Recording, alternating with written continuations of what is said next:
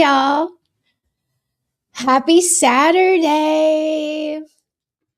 It's good to see y'all. I see some of y'all have already left me some comments. What's up, Pooh Man? I see you in the chat representing for me, dropping my Cash App. Thank you, sir.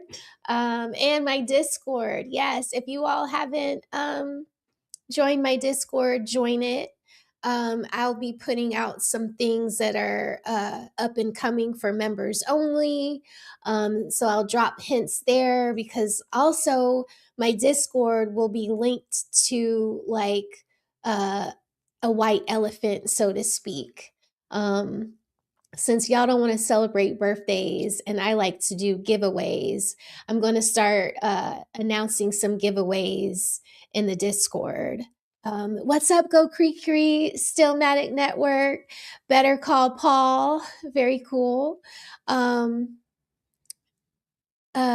Cases and Cams, Stillmatic Network, and Dr. Max City TV. Okay. All right. He says he's from Drama City TV and he's in Cleveland. What's up to Cleveland? Okay.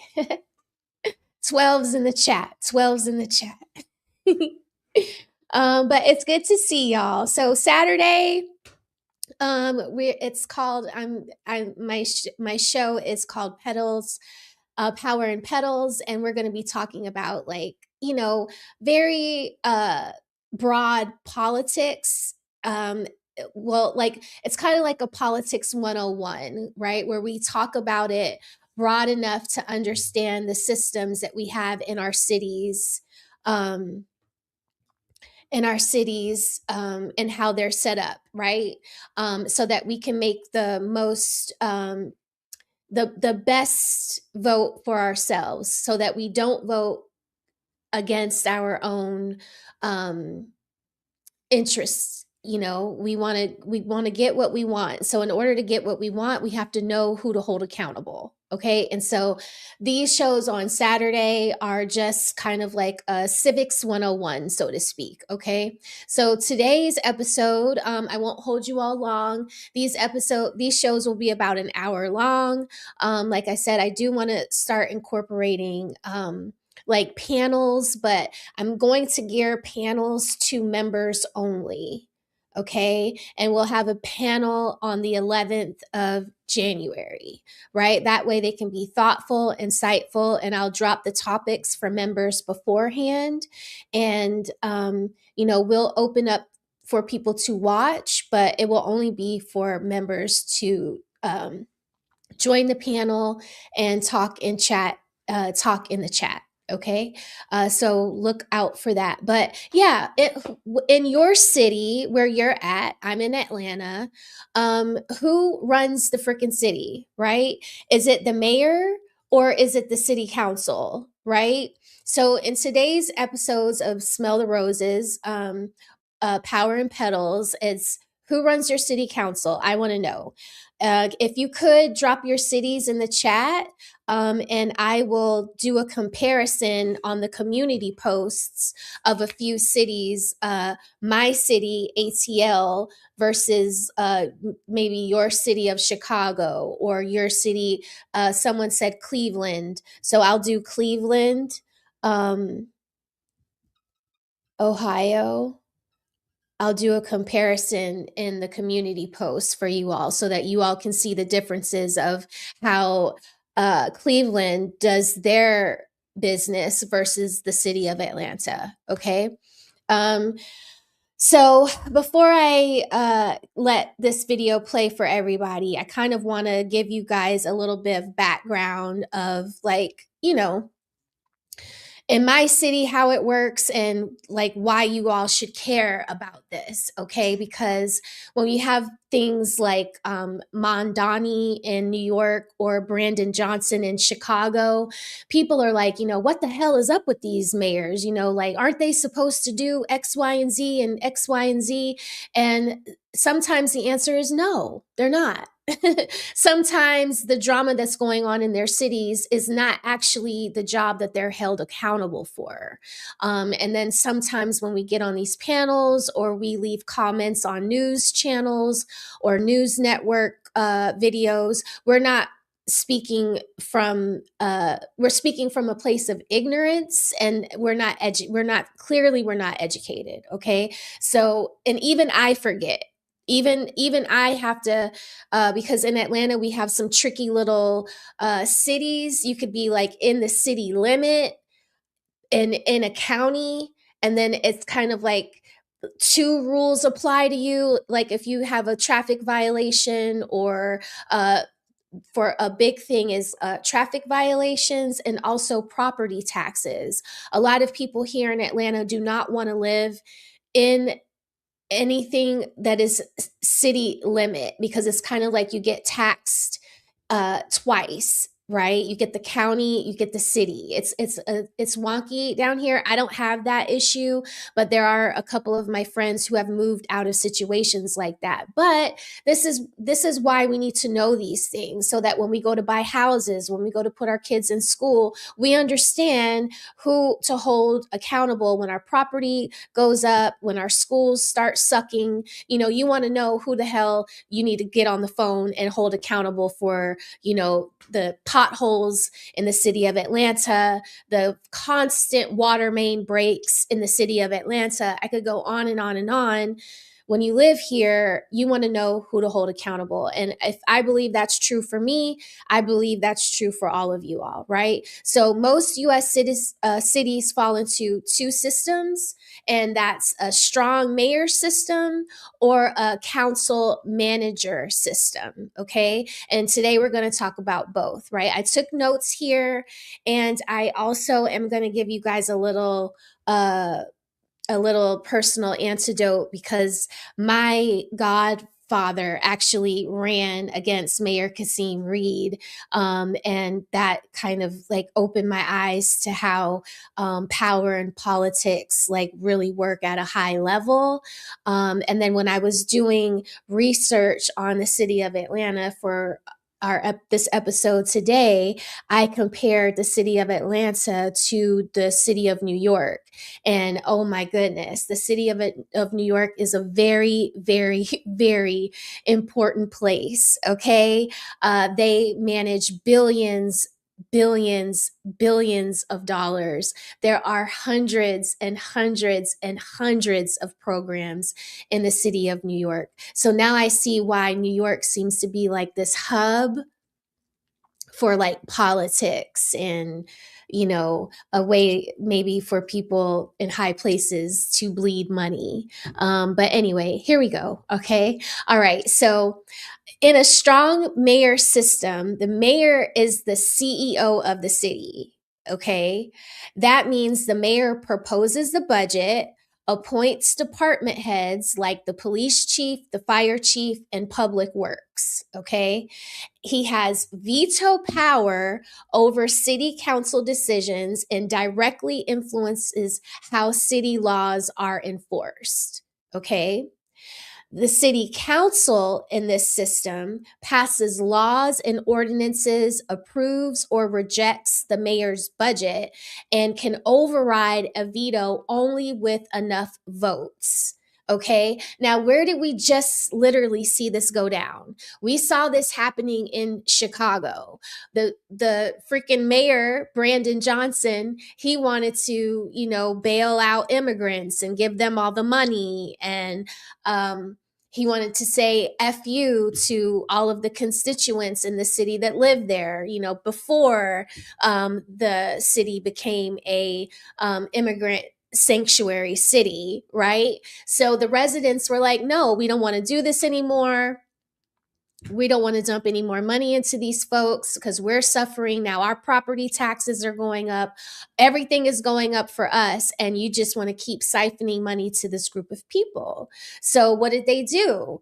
The city council listen to the people. Even they were fed up. I mean, they are people of the community. They live there. Their property taxes would potentially go up the same, you know? So, of course, they're invested. So, what did they do? They vetoed Brandon Johnson's bill, and he had to come to the table at the end of the year and sign the bill that the city council members approved themselves, right? So before the new year, and I kind of like lost count of what's going on. Yeah, Jihanda, Brandon Johnson is responsible for a lot of businesses leaving the city of Chicago. Yes, yes, yes, because he was going to do a employee head tax. So he was going to tax businesses per employee, you know, like completely crazy. Like if you were a business and you had never experienced this kind of head tax before, why would you stay in a city like that? You would pull out. And that's exactly what they did. So you're right, Jihanda. Thank you. But yeah, so the city council, they can veto, and that's what they did to Brandon Johnson, right? So, like I just said, think New York City, Chicago, Los Angeles, right? In these cities, yes, the mayor holds the real power. Like they have the prestige, but they don't have the power without the rest of the people behind them. Like in order to create a, some checks and balances, right? But here's where most people get tripped up. In a council manager system, the city council is the power center. Okay. Right. The council passes laws, controls the budget, hires a city manager, a professional administrator, right? And can fire the city manager. All right. So if you're not doing a good job, then they have every right to send you on your way and give you your marching papers, right? The mayor in this system, though, is chosen from within the council, has one vote, just like everyone else, and acts more as a ceremonial leader or meeting facilitator. In many cities, the mayor cannot hire department heads, unilaterally set policy. Like policy is super serious. You have to have all heads on the all everybody has to have a seat at the table, right? So one person just can't make policies, right? It has to be a group, a work group of people, right? And in this case, it is the city council with the mayor's vote, and they can override council decisions, right? The mayor cannot override what the council says. So, you know, Brandon Johnson, even though it's on him, it's really not, because the council has already spoken, they've already agreed, they've already said this is the plan forward, right? So if you're constantly mad at the mayor of your city, like how I used to be, um, you need to consider that you could be yelling at the wrong person, right? What's up, Fulio? What's up, James Arnold, Stanley, Virgil? What's up, y'all? And Drama City, I'm going to do a comparison of the ATL in Cleveland. So check me out in the community post later on, so that you can see how our cities are different or similar. Okay. So here's the trick. All right. The mayor is going to always get the spotlight, right? But like if there's a problem going on, the mayor is not the first person you want to reach out to. Okay. He gets the spotlight, he gets, or she gets the press, they get the photo ops, and they usually get the brunt of the blame. And the council, you know, they get the quiet meetings, you know, low voter turnout and minimal media coverage. And this is another reason why we need to be focused like a laser on city councils in cities where we are managed by the council, right? We need to not make it so easy for these people to be train wrecks, because if they're having quiet meetings and there is lower voter turnout, there's usually a propensity for even them to get corrupt. So it's like every group holds the other group in front of them accountable. And we as a voting bloc are the people that are actually voting or allowing these people to hold their seats in government. So when people say, "Oh, I don't get into government," that's y'all. I don't do this. I don't do that. That's kind of like a lazy way of existing in your world, because whether you put the effort in learning in it or not, these things are going to affect you. They're going to affect your family. They're going to affect your children, especially in the future. And so not knowing, not participating, and only, just, kind of like looking down your nose at people who do, is kind of silly, because it takes all of us. So that's the power in Petals Saturdays, right? It's empowering us to make better choices so that we can move effectively as a voting bloc, as a people. It's right now we have this thing going on, about boycotting filing our taxes this year. I don't know if you guys have heard, but that is really gaining traction. The citizens of the United States are saying, "Hey, if Doge has uncovered all of this fraud, if all of our tax dollars are going to other countries, through American programs where we can't get daycare, we can't get assistance, and we can't do all of these things, why are we paying our money into the tax system?" So now people want to boycott doing taxes. And it's just getting to a fever pitch where Americans are now freaking tired of just going along to get along and just kind of like rubber stamping everything. No, we want to know where our money is going, and we want to know who to hold accountable when our money goes missing, right? So, this thing about power is that they love it when you don't know what the hell you're supposed to know. They love it that they can move in silence. And the thing about empowering yourself is knowing that when you know who to call, and you know who to write, and you know who to call out by name, it makes it less possible for these people to move in silence. And that is kind of what we have to do for anybody holding a public office. They owe us certain ethics, and we are supposed to be able to hold them accountable to the ethics that they're supposed to uphold, right? And it's usually, for many of us, we don't start to care about these ethics until something really, really bad happens to us. And then we have to hold somebody accountable, and everybody's pointing the finger at the other guy as to who is the person you should be filing a lawsuit against or looking for compensation from. So this can really affect your children, your children's children. You need to know these things, okay? So if you really want to know who runs your city, you need to ask yourself 3 questions. Who controls the budget? That is number 1. Anytime anybody is talking to you about a vote or anything like that, and they have been a person in the public eye, in a public office, you can pull their budgets.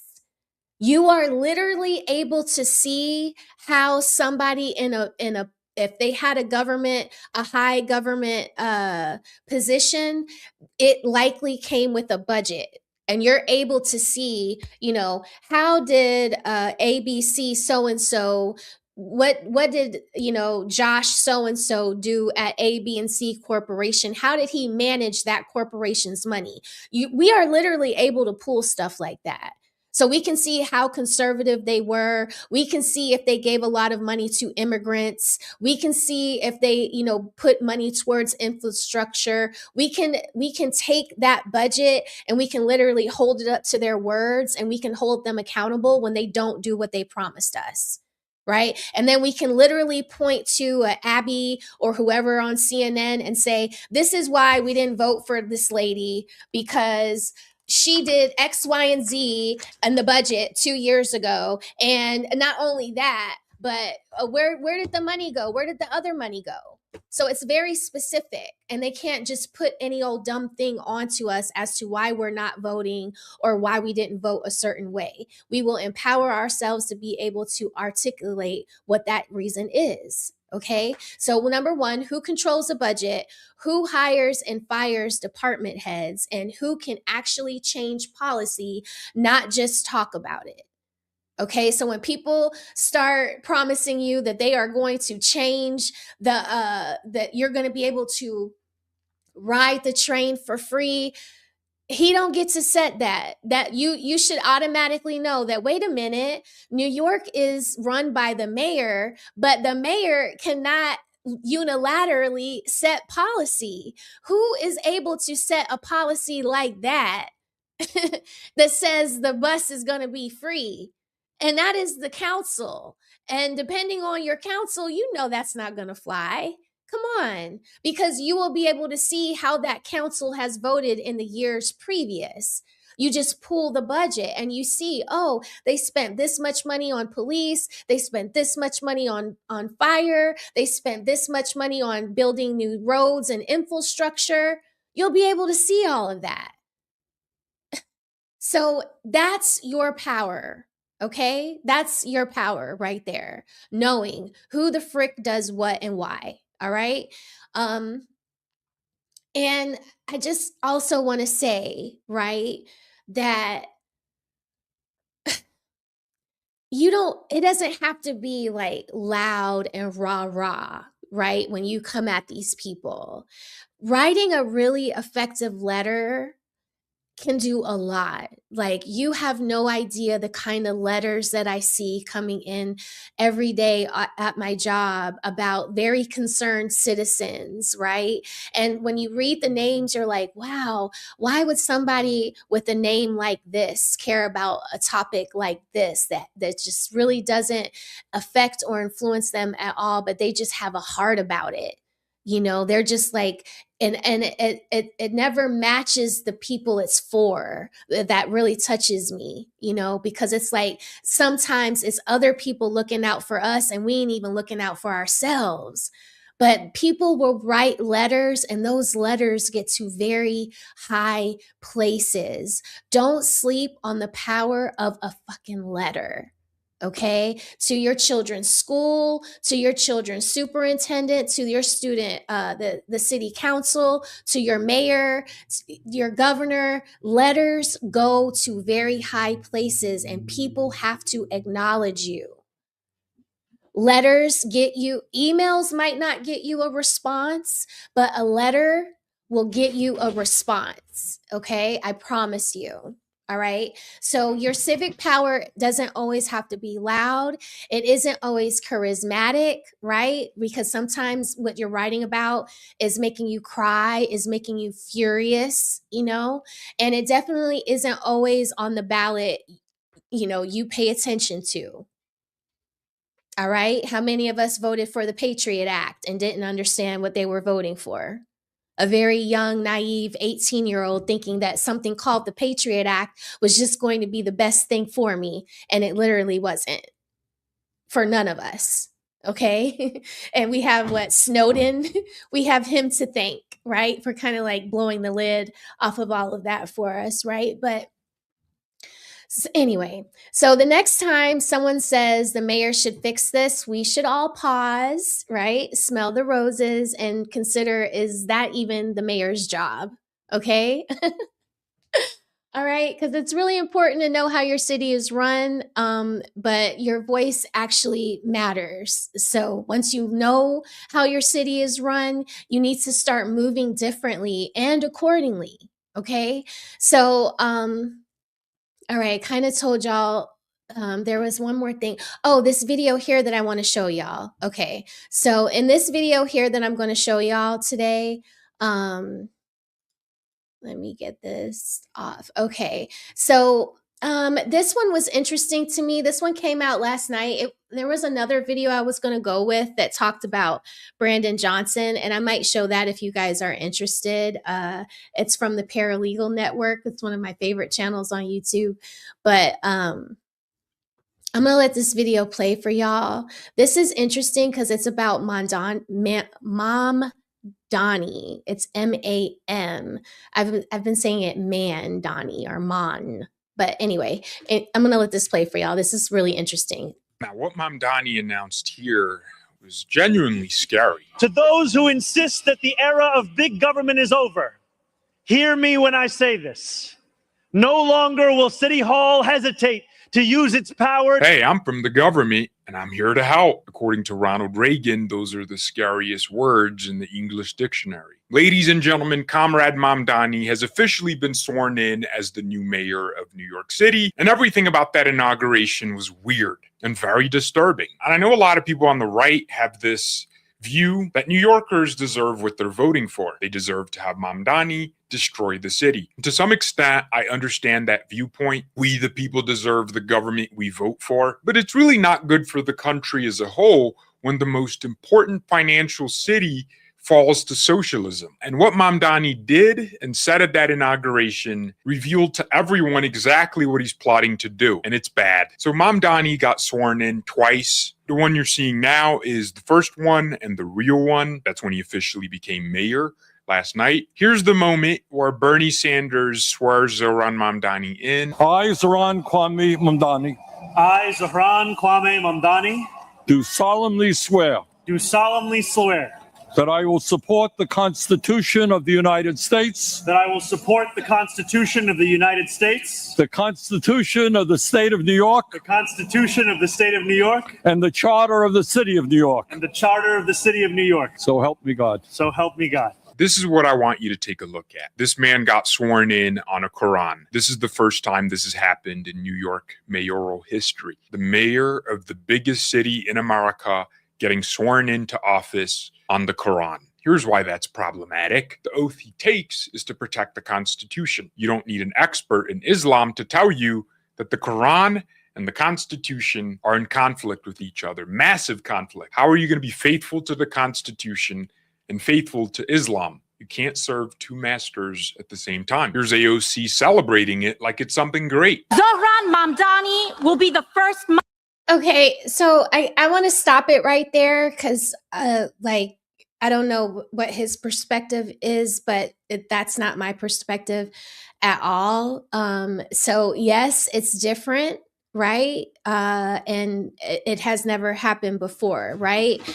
So in as far as like religious, okay, all right. So religiously, right?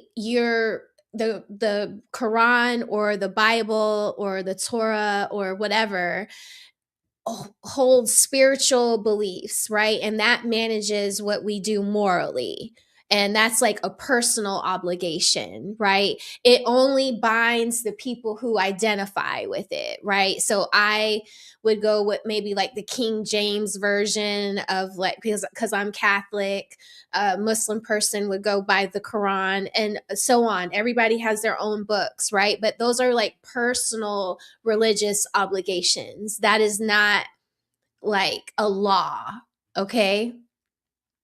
The Constitution, it actually governs a person's individual rights, okay? And it limits government power, right? And there's a separation very clear in the Constitution of church and state, right? And that applies equally to all citizens, regardless of their beliefs. So he can totally be Muslim and be a mayor because it's not constitutionally inappropriate, okay?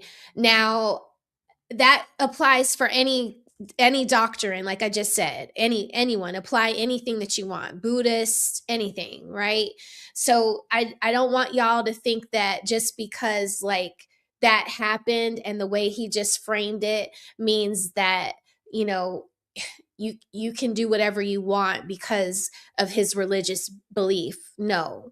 The conflict only happens when someone tries to turn their belief into law. You know, so if he starts turning New York into a Muslim city or Muslim country, that might be a problem. But just swearing in on the Quran is not actually a faux pas, even though it's never been done before and people are going to feel weird about it. I totally understand.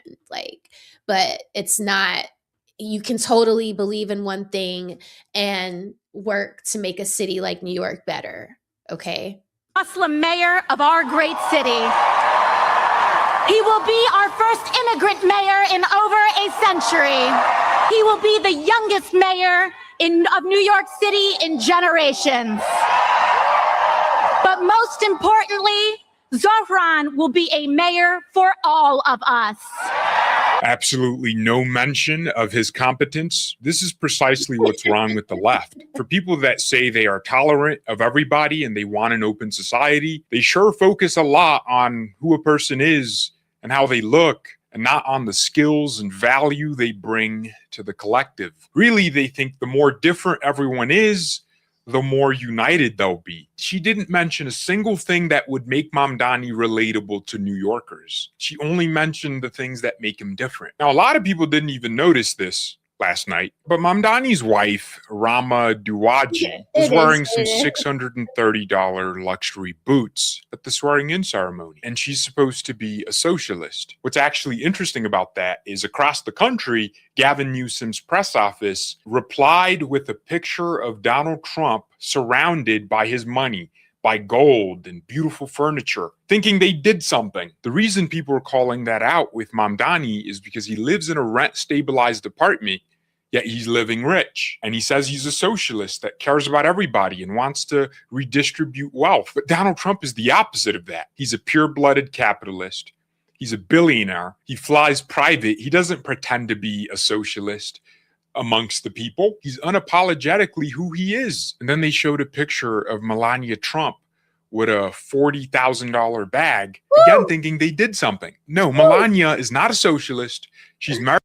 So, like, what do y'all think? Like, is it wrong that Mamdani acts like he's, of the people, but his wife has on $700 boots at his inauguration, and he lives in like subsidized housing in New York, or like something like he lives like on a program. But his wife has on $600 boots, and like they're clearly mad at Trump every other day for whatever, but he never claims to be a pauper. He's saying, eat my Trump steaks and buy my Trump $200 sneakers, and yeah, of course we're going to be in Donna Karan and all of these haute couture pieces because we're rich. Like, I'm not playing around with y'all. He never lies about it. Would you rather be lied to or not? I don't know. It's like, I don't know. It's weird. Foreign students of color. I mean, and look at him. Look at his ass. Look at him. He got on the Fendi scarf. This the old mayor, right? This the one Adams. Yeah. Look at him. He looking like, I ain't going with this. Winston, you're gonna have to sit down. No, you sit down. Sorry, y'all. Winston just busted up in here. He can never just let me live my best life. But yeah, look at this. Come on now. So it's like all of them are doing it. All of them. University of Tennessee, Knoxville. This is what they were getting. Now, at the inauguration, you had Mamdani, Bernie Sanders, and AOC on stage talking about unity, how New Yorkers are in this together. And then the next minute, it's tax the rich, tax the rich.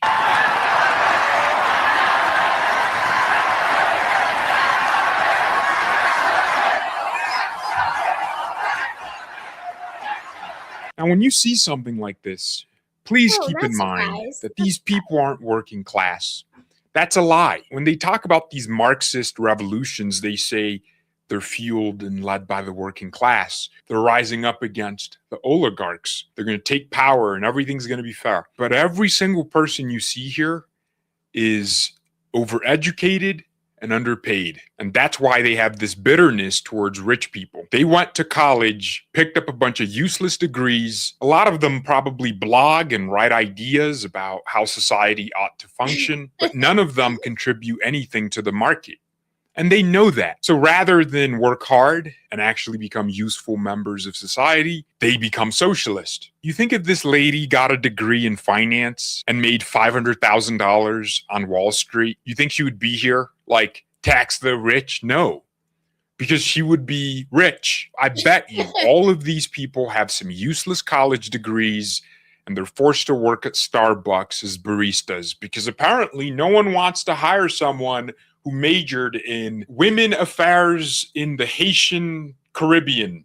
Like, come on. And they were also hearing Mamdani say nonsense like this. These communities have existed as distinct from one another. We will draw this city closer together. We will replace the frigidity of rugged individualism with the warmth of collectivism. If our Yeah, that sounds beautiful, but what he really means is we're going to take away your individual liberties and you're all going to be one big fat class of poor people because all the rich people are going to leave with their jobs and companies and we'll be miserable together. Warmth of collectivism. Okay. There literally won't be any heat because all the heating companies will leave. campaign demonstrated that the people of New York yearn for solidarity, then let this government foster it. The words that most define us are the two we all share. New Yorkers. Why are they acting like he's giving a profound speech that's never been heard before? Now, what Mamdani announced here was genuinely scary. Beginning today, we will govern expansively and audaciously. We may not always succeed, but never will we be accused of lacking the courage to try. To those who insist that the era of big government is over, hear me when I say this. No longer will City Hall hesitate to use its power to improve New Yorkers' lives. Hey, I'm from the government and I'm here to help. According to Ronald Reagan, those are the scariest words in the English dictionary. This is insane to hear, especially after 2025, when we all learned that trillions of dollars were spent on the most outrageous, rage-infusing things ever. For too long, we have turned to the private sector for greatness while accepting mediocrity from those who serve the public. He's saying it's a bad thing that we have entrepreneurs. Do you not understand? He's demonizing those very people that keep the economy going. I can't stand socialism, man. It's even full-blown communism at this point. I cannot blame anyone who has come to question the role of government, whose faith in democracy has been eroded by decades of apathy. We will restore that trust by walking a different path, one where government is no longer solely the final recourse for those struggling, one where excellence is no longer. All right, so I broke down some other notes here about, because remember I told y'all I compared me here in Atlanta to here. Okay. All right. So it's like no comparison. It's like literally no freaking comparison when you compare okay, so basically here in Atlanta, Atlanta acts as the CEO of this, the mayor in Atlanta, the mayor acts as the CEO of the city. He oversees the police, the fire, the public works, and all of the planning, and appoints the department heads, like I said. In NYC, the mayor is also considered the CEO, but on a massive scale. Did you just hear him talk about the budget and how they were going to spend money?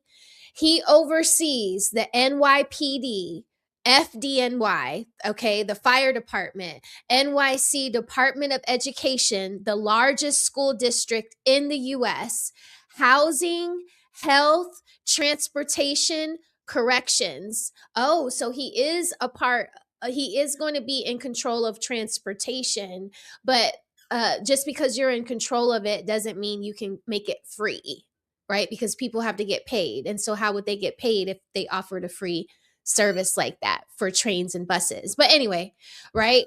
And he appoints dozens of commissioners running multi-billion-dollar agencies, right? So there's a big power difference between my mayor here in Atlanta and the New York mayor, okay? Atlanta equals executive control, and NYC equals executive control plus the whole empire that comes along with it.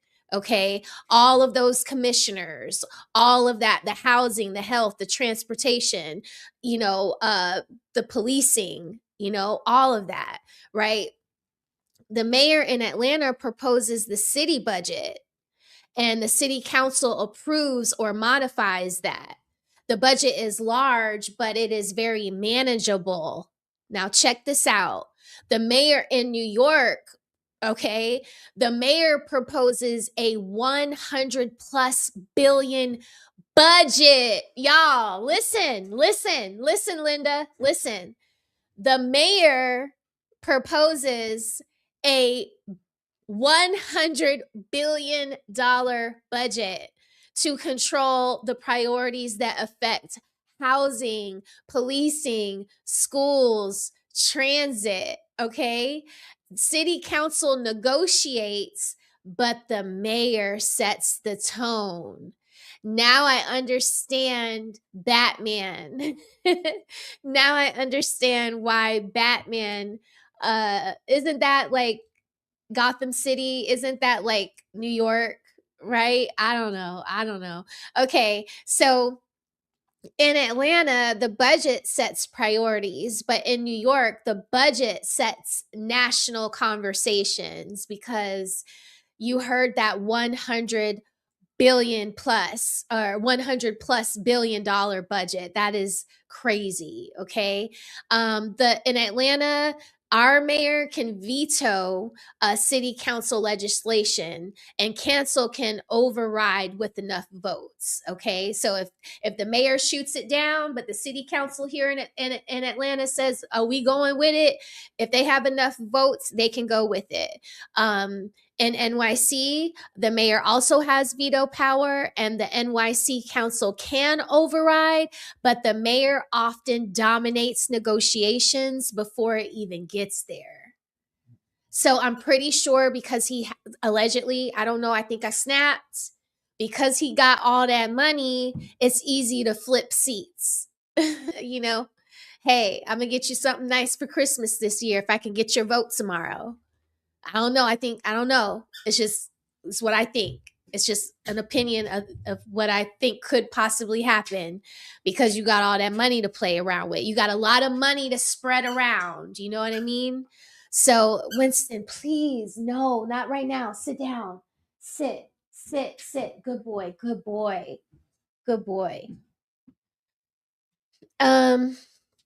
Sorry guys.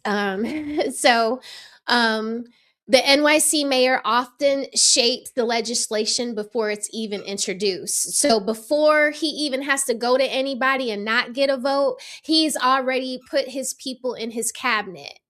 All right. And since we're going to be talking about government, Nevin, be a little more clever. This is considered planting. You're going to have a treat or something to lure him away from me. He's not going to just get up willingly and go with you. Sorry, guys. Like, everybody's trying to get the dog away. The dog keeps squeaking the toy. I'm just powering through it because I promised somebody I would take him for pizza later. And I got cart before the horse later on too. So I'm just trying to be a mom and trying to have hobbies. And I love y'all. Thanks for your patience. Okay. I dare not hit mute because when I start talking, then y'all can't hear me. And I'm getting cash apps and I feel so bad because people are telling me you're on mute on a cash app. It's like my phone notifications are also on mute, guys. Sorry. Okay. So overall, Atlanta has a very small body, right? With more direct interaction with the mayor, and the council districts feel more personal. I lived in the city of Atlanta at the time. My person was this god awful man named Kwanzaa Hall. And I stand by that. I didn't feel taken care of. But when you go against the grain, that's what happens to you. And remember, I told y'all that my godfather ran for mayor of the city of Atlanta against Kasim Reed, and Kwanzaa Hall was one of his besties. So I was never in good graces after that. And so I still pay to this day. But whatever, I'm very proud of my godfather. Anyway, and so NYC has a very large legislative body with highly political people with strong committees and often behaves like a mini state legislator. All right. So y'all in New York, you guys have got to get it together, because there is too much riding.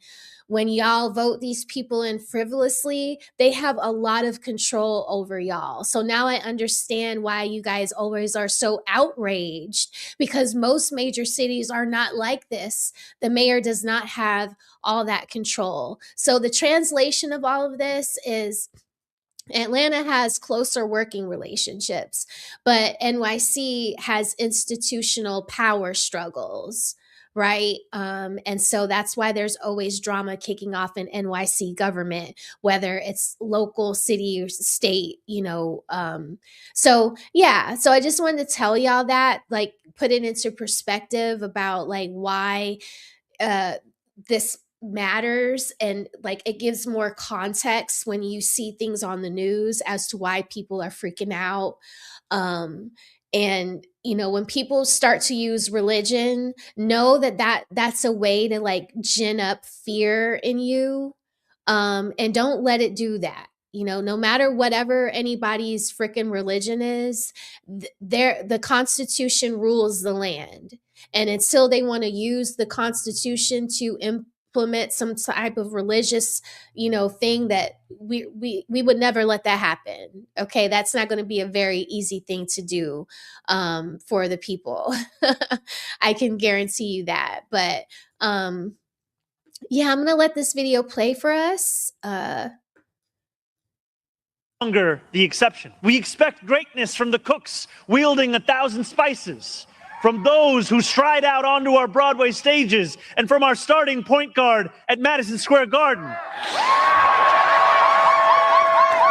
Let us demand the same from those who work in government. In a city where the mere names of our streets are associated with the innovation of the industries that call them home, we will make the word City Hall synonymous with both resolve and results. That's a great message right there. Who wouldn't want a government to be more efficient? Right. But efficient at what exactly? Playing referee so no one's individual liberties are violated? No, of course not. The government's role under Mamdani will be to restrict individual liberties as much as possible in the name of collectivism. But I gotta say, this guy's a gifted public speaker. He says things that are true, but the solution he prescribes are going to literally destroy you. It's like, hey, the government is... That's a little doomsday.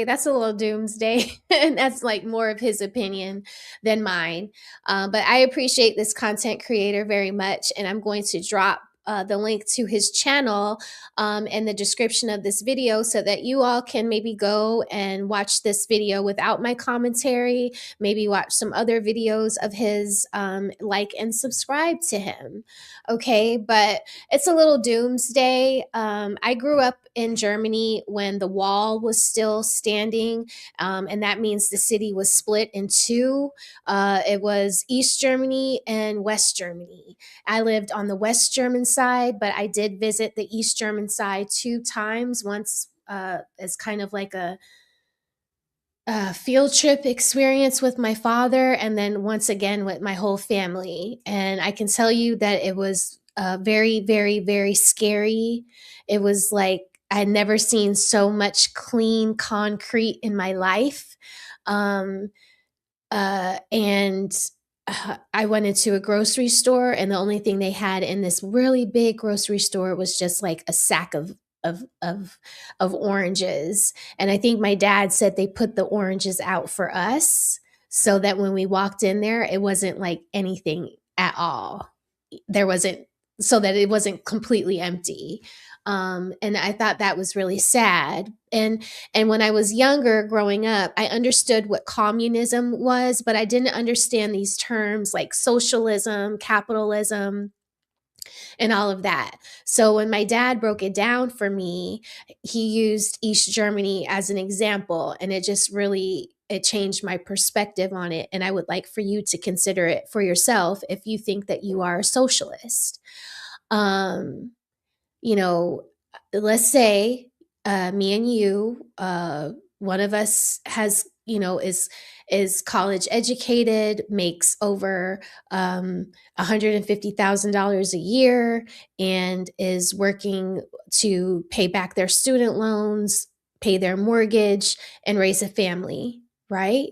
Now, you and me, same age, but you make $44,000 a year.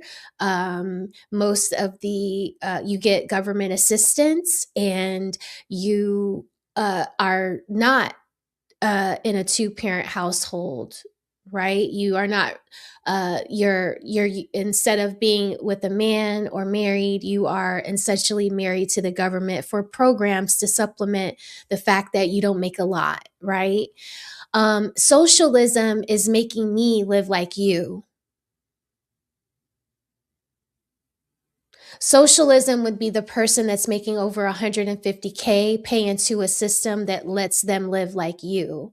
Because not everybody that's going to pay into the system is going to have a pool in their backyard.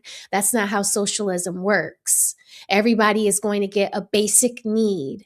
So when my dad explained that to me, it was like, you will get what fits your family. If you're a family of 3, you will get a 3-bedroom house, but your 3-bedroom house will be no different from the 3-bedroom house next door to you. Doesn't matter that you went to school for engineering and you got to pay Georgia Tech back. No, no, no.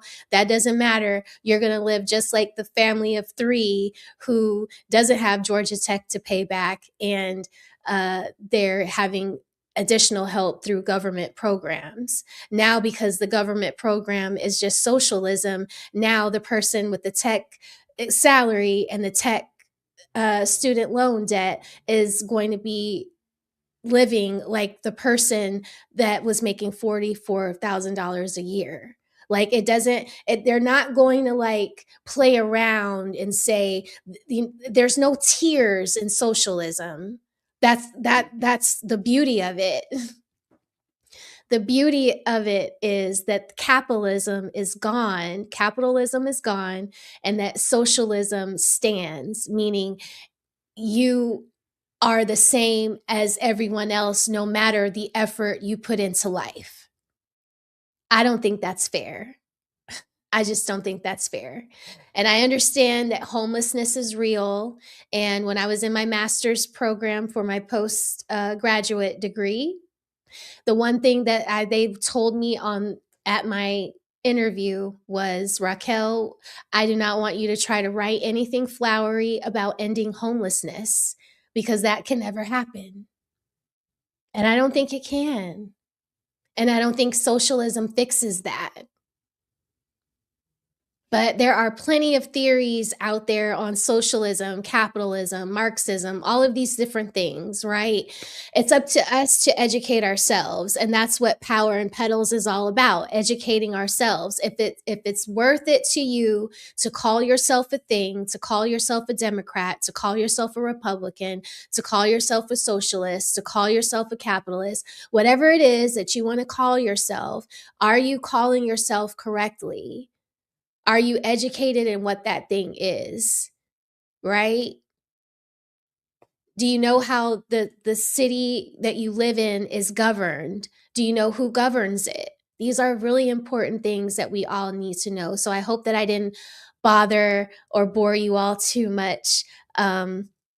Thank you, Go Cree Cree. I appreciate the super sticker. Thank you, sister. Happy New Year to you. I hope I didn't bother you all too much with this serious topic, but I really feel like we need to, as we're moving into the second year of Trump, and there's going to be all of these different elections, and we're going to be hearing about Jasmine Crockett, and we're going to be hearing about, all of these things. We should know what to expect after hearing about them, right? We should know what changes are possibly going to happen in our cities and states after such things happen, right? Is there going to be another Democrat taking a seat? Is there going to be another Republican taking a seat? What does that mean for Texas? What does that mean for Georgia? So I want us to be really educated on those kinds of things. And I appreciate all of you all for stopping by today. I appreciate Grow Cree for the super sticker and Lynette for becoming a YouTube member. That is so cool. Thank you, Lynette Martin. I hope you enjoy this journey in the garden with all of us. Super cool for you to be here. It was good to see all of y'all drop in. I don't know what's going on in the chat. I can't keep up with the chat when I'm trying to talk about something serious, y'all. So I hope y'all are not fighting. And I hope that everybody was good in the chat, because we did talk about politics. And I know that sometimes that brings out some colorful characters. Okay. But I appreciate all of you all for being with me today. I'll be back tonight at 8:30 on SBC. We'll be back Monday on Smell the Roses at 9 p.m. For the Rose Report, and then we have Wilted Wednesdays. So, and look out for information on the community post, guys, about the members only live panel. We're going to do that on the 11th. I'm going to put the topics out, and I might change the time around to see what's best for members, but I'm still learning how to do certain things.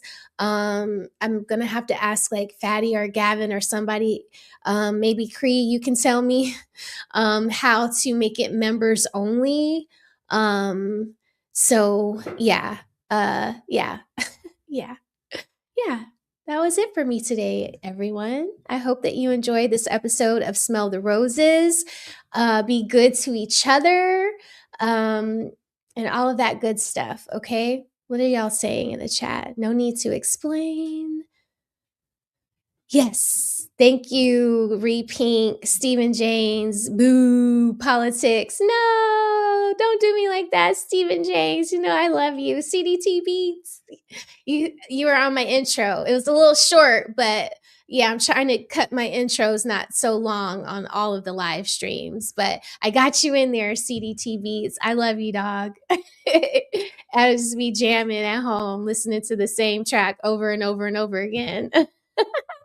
Wait a minute, Emmanuel, you said I never appreciate you. Yes, I do. Did you send me something and I didn't acknowledge you? But I do appreciate you. You were talking about tyranny, I think, tonight, and I highlighted your comment. Maybe we'll talk about that on Monday during the Rose Report, or Wilted Wednesdays. Maybe I'll wait to talk about it for Wilted Wednesdays, since everybody's cutting it up and clipping it. People are reaching out to me all hours of the night. That was a hot mess though, wasn't it? Did y'all see it? If y'all didn't see it, I think Thon Lexi posted it, and I think that Shaq 2 times posted it too. Lord have mercy. I didn't want to cover it last week. I extended an olive branch. My olive branch is still extended. It's still here. It's still here. It's still here. Now you gonna stop pinning me in your post though. I don't do that to you. And then you're gonna delete my comment. Let your people come subscribe to my channel. If you're gonna call me out, subscribe to Smell the Roses. Please like and subscribe to my channel. Y'all don't. Yeah, you can wear your soft pants on Wednesdays, Stephen James. You probably got them on right now. That's why you're talking about them. That's why you're talking about. Oh my God. Y'all, I've been called that out. Come on, stop it. Stop it. Oh, yeah. Cree, you don't know about soft pants? It's a whole theory. It's a whole theory I got, Cree. I have to tell you about it. Y'all, go subscribe to Go Cree. She has a dope channel. Y'all, she'll keep you dying. If I bore you on Monday or Wednesday, she will definitely entertain you. Her chat does not play, though, so y'all better be in there with some decorum, okay? They will stomp you out and get you up out the paint quick.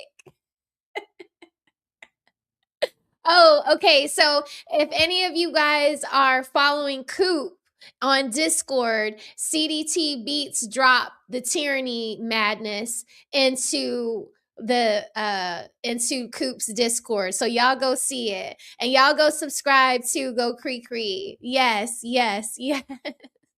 Thank you, Ty Pro. Ty Pro has a channel too, Prolific Minds. Ty Pro, I don't know, do you chat from your channel? If you do, y'all reach out to Ty Pro. He has a really cool show too. It's eclectic. It's eclectic, but deep, thoughtful topics. You got to be strong, be strong because, people ain't holding back their thoughts and feelings. So when you go over there, be strong. And yeah, give my friends a follow, a like, a subscribe. Okay. We're all fabulous. All right. And we're all trying to have a great new year. And we appreciate all of you all for rocking with us. I know I really appreciate it. You guys made my new year so fantastic. And I just hope to keep getting better and giving y'all quality content. That's why we're doing a members only live, so that you guys can feel the love. And I'll be rolling out some additional things for members only. So if you're not a member, please consider grabbing a membership and becoming a rosebud or a rose thorn. Again, I appreciate all of you all for being here today. Y'all go have fun, touch grass, touch each other, but be sweet while you're doing it. Okay? Bye.